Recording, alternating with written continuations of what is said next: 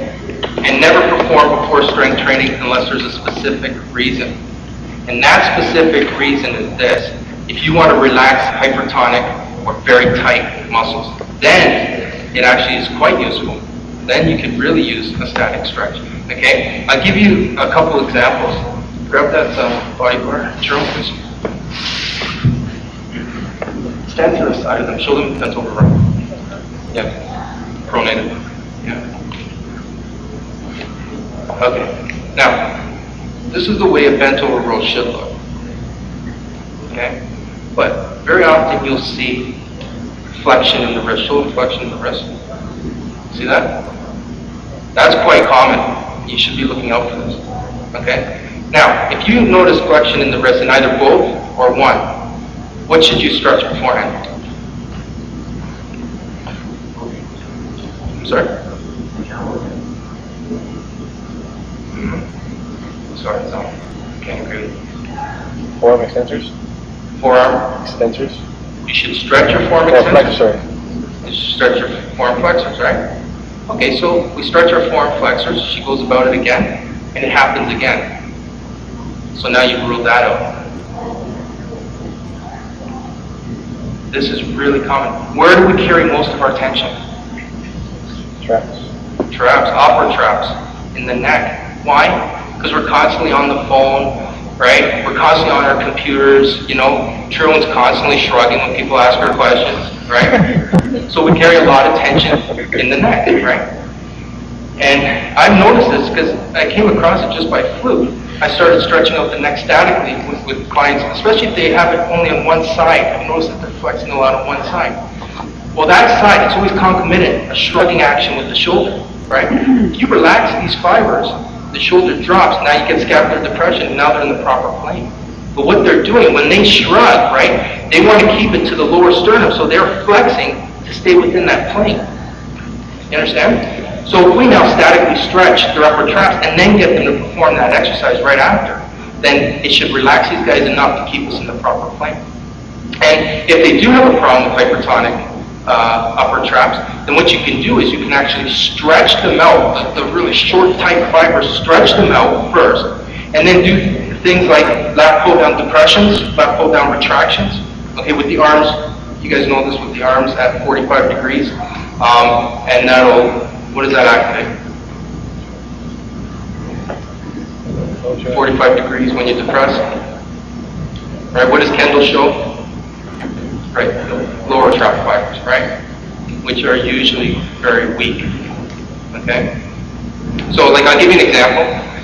Have a seat, Jerome, relax. Take a photo. Okay, this is a technique I learned from a chiropractor. What you do is you pinch the fibers. Real sharp. Okay? Some people will absolutely love this. Just do this to me all session long. That's all I want. And some people say, and I've noticed with the people that really enjoy this, they're the ones that carry a lot of tension in their neck. Okay? Now, by doing this, what I'm actually doing is fatiguing the upper trap fibers.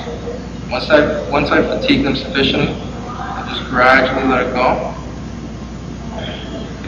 And then I'll get her to gently tilt her head to the side, applying pressure down here and pressure this way here, not too hard. Okay? You can get her to hold on to the side of the bench, or you can get her to actually hold on to her wrist to help keep the shoulder down. And what I want to do is I want to, again, hold this for only 15 seconds and exploit different angles, right? I'd rather hit different angles for a short period of time than hitting one angle for a long period of time. So now I'll get her to tilt slightly, okay? Gentle pressure, right? If I want to get a little more of the levator, I'll have her look into her opposite armpit.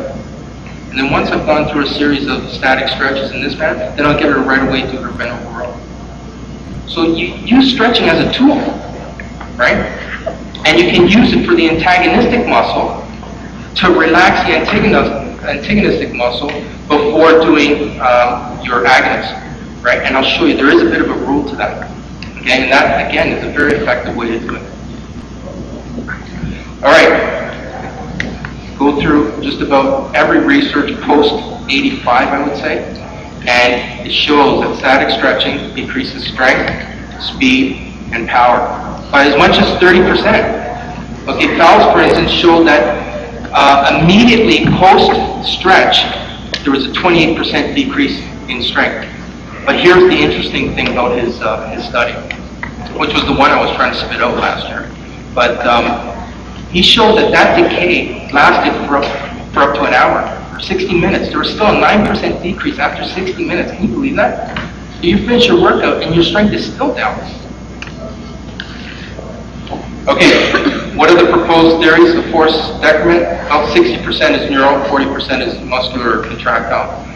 The first is decreased motor neuron excitability, okay? And he's shown 16% MUA decrease, motor unit activation decrease, immediately post, and 13% 5 minutes after, right? So, which makes sense because if you show 28% decrease in strength, 16% of 28% is roughly 60%. So the neural aspect is roughly about 60%. Anyhow, and that's by tapping the inverse stretch reflex, right? That's what your body's doing, it's relaxing, okay? And then the next is increased tendon slack. So if you have, like, I'll go through this quick, but just so you understand, if you have, in your tendon, for instance, you have somewhat of crimped structures like that. Well, what stretching does is it helps to lengthen out those crimped structures. So here might be the tendon, and once you're finished, you know, if this is X, you have X plus Y, right? So it's longer. Well, what happens if it's longer? It's going to take longer for you to transmit that force. So it's going to decrease your speed, which in turn will decrease your power, right? And decrease your performance and strength. Tendons are not something that you want to really fool with, right?